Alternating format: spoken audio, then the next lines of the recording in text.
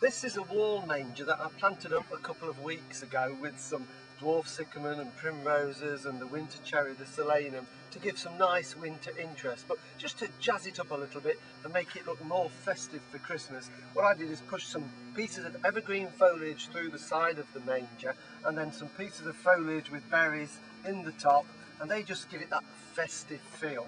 And at this time of the year, between Christmas and New Year, when we don't want to be doing anything too energetic in the garden, pottering around with something like this is the ideal thing to do when you've had one too many turkey sandwiches. It does need a little bit of attention. In this planter we've got these lovely dwarf cyclamen. These are often sold as miracle cyclamen, and they're fairly hardy but not totally hardy in very cold exposed areas. But close to a wall like this, they'll survive right the way through the winter.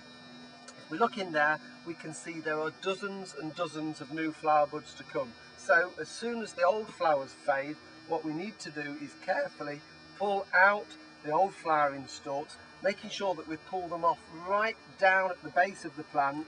If we leave a stalk, it will rot back, so we just pull those all off carefully like that. That will encourage more flowers. We need to check things like the primroses, and again any flowers that have started to go over, pinch the flowers off those so that more and more flowers come. And last but by no means least, what we need to do is to give it a drink. Although it's outside and it's the middle of winter, containers close to walls will still dry out. So very carefully we just water the compost around the base of the plants. That'll keep it nice and fresh for weeks and weeks and weeks, and looking good into spring. Merry Christmas to everybody.